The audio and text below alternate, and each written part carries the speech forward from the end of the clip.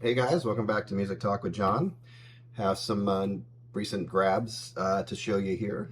Just wanted to share it with you. These I've listened to just one of these, so I don't have anything to tell you about the sound of the album, but I'm just showing you what I grabbed. So the first one here, to extend out my Hendrix collection. This was just released, and this is the BBC Sessions. Sessions, Jimi Hendrix Experience, BBC Session, pressed on orange vinyl. There's the back side of it. Has Hey Joe, Foxy Lady, Can You Please Crawl Out Your Window? Please come crawl out your window. Oh, use your hands and legs, it won't ruin you. Come crawl out your window.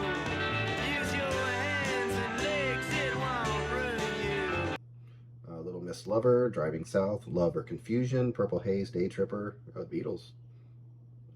Spanish Castle Magic, Jammin', I Was Made to Love Her, and The Burning of the Midnight Lamp. So, pressed on orange vinyl. I did check it out. It's pretty cool looking. What does it have in here? I didn't see the Hendrix family sticker on it. And I know if you've seen any of my live stuff, I have shown this one, I believe. But I wanted to get it in a video. So there's a insert there.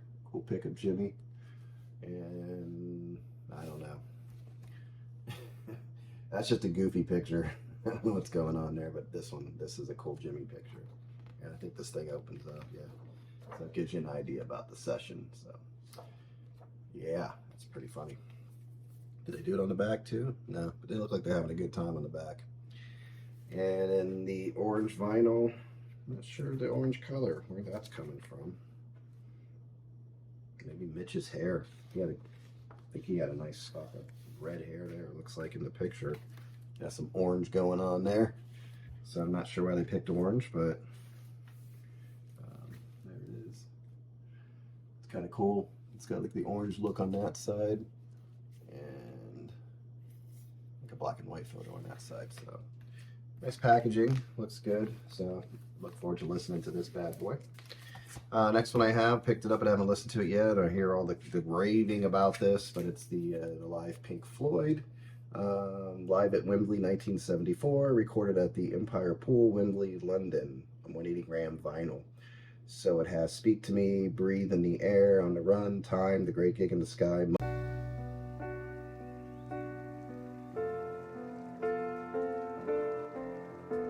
Money, Us and Them, Any Color You Like, Brain Damage, and Eclipse. So I do like the artwork, like the sketching look. It's kind of faded a little bit, like somebody did something with a pencil on one of those numbers.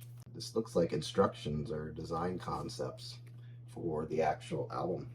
So I guess that's what they were going for here. It's pretty neat. It's a gatefold. Of course, I get the hype. It feels like wax.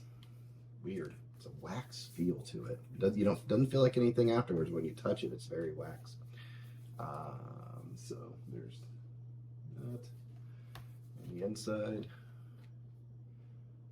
very cool looking. And I think they just put it on black vinyl. There's some things in here, so I'll have to see what these bad boys are. So it's on a black sleeve, poly lined. It's on black vinyl. The center is pretty cool looking. You can see that on that side. Pretty neat. Has the triangle there. And let's see.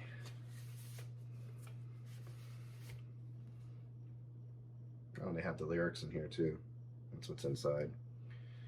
So what is all this? Poster? Don't know. All this is in here.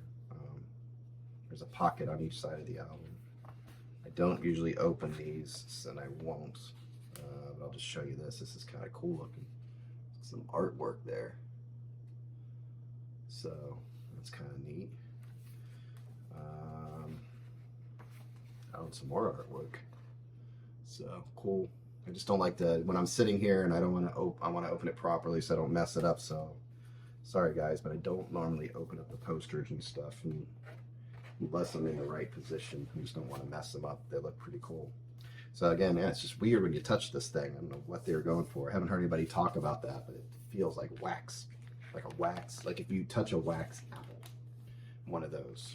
That's what this feels like. So that's interesting. I don't know if that's why it takes a little bit to get it on there, but anyway, look forward to listening to this. I've heard great reviews about it, so that will be fun.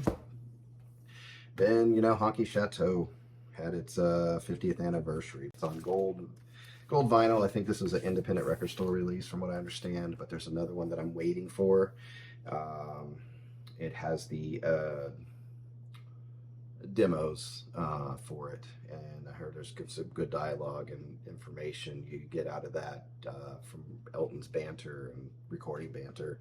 Gives you a little more insight of the songs. So this is right at the tail end of Elton for me, where it's starting to get sketchy as far as his recordings, but you know, I felt it was a good album to have and get a good copy of. I had another copy, and it's okay.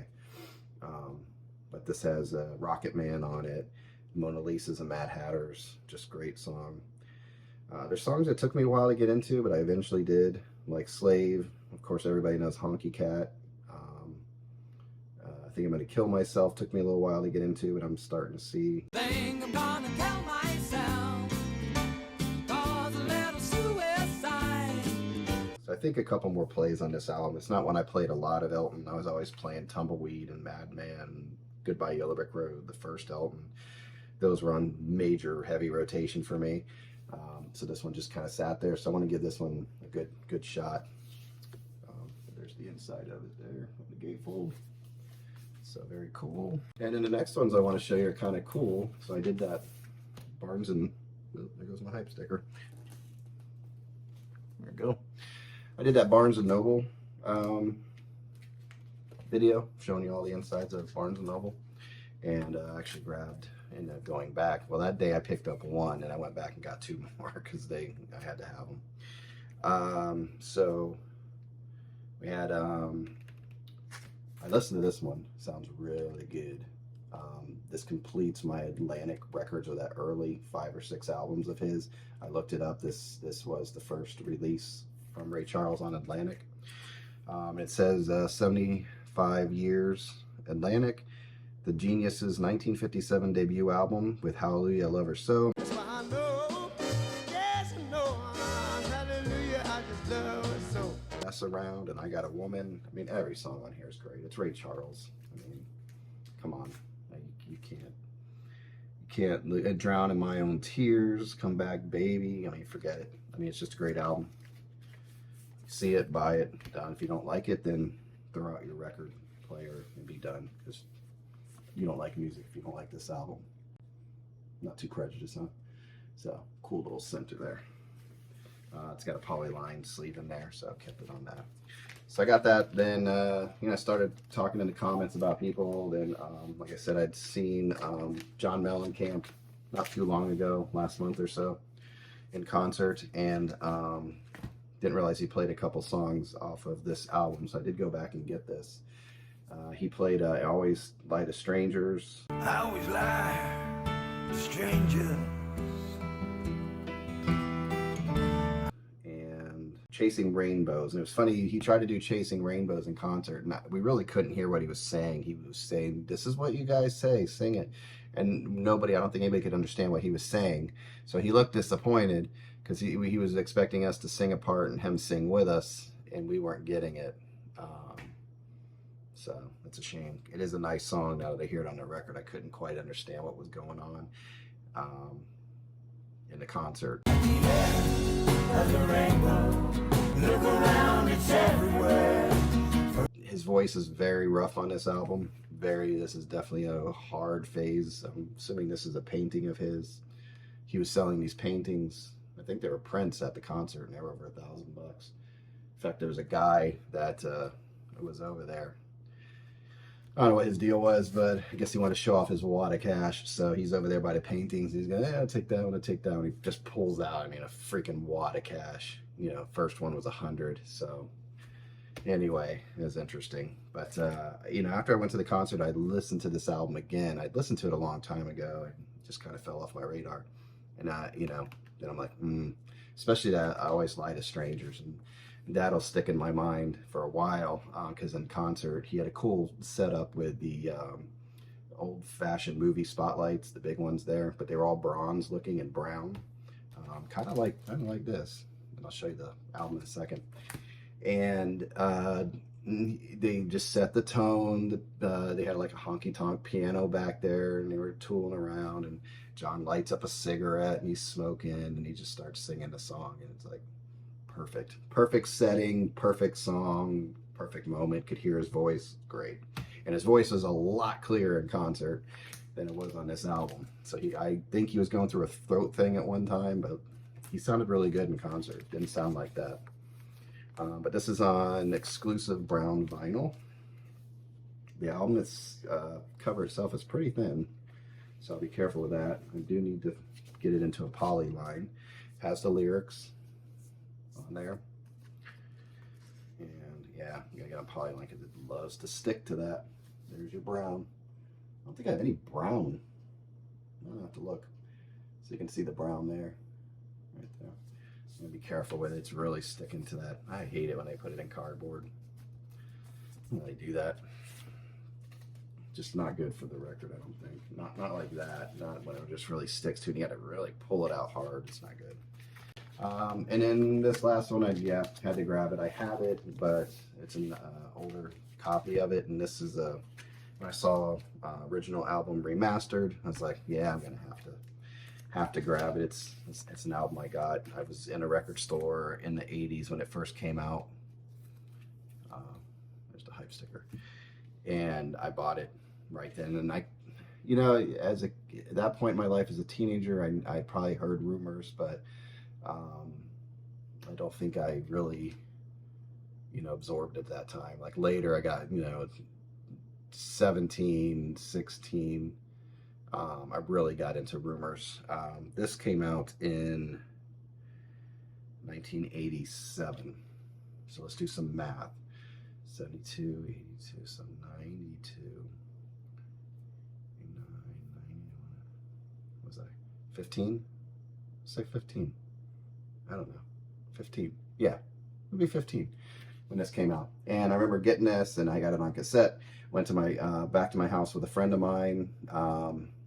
I sat in the living room and just put this on, almost like just blanked him out, and he went in my room and hung out while I listened to this whole album. But the first song I'd heard off of it was, let's see, what's the order? Caroline came on, and that's just a good rock song. I mean, Lindsey Buckingham's on all cylinders on that one.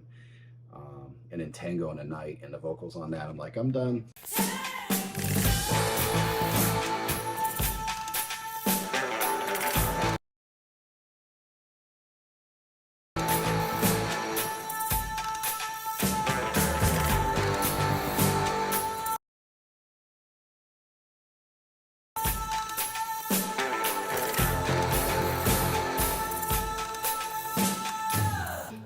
The big hits on this, it's Tango in the Night, Fleetwood Mac, 1987.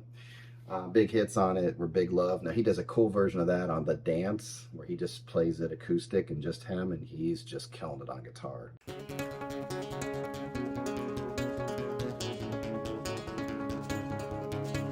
Got to check that out. Seven Wonders, Everywhere, all those played like crazy. My favorites are Caroline, Tango in the Night, Mystified. I think they released Mystified, Little Lies. So they had a lot of hits off this album. And it was an 80s album, but I think it was still Fleetwood Mac, if you know what I mean. So it was of that 80s era, but I don't think it's dated too much, in my opinion. Welcome to the Room, Sarah. Isn't It Midnight? When I See You Again. A lot of people have a hard time with Stevie Nicks' voice on that one. It's very rough and raw and almost out of tune. But I love it. I love the feeling of it. And then You and I one and part, You and I one. Oh, You and I part two. So I don't know where You and I one is. Another album, I guess. But anyway, that's what I got. So, all right, that's what I have for you guys. And I'm dropping hype stickers all over the place.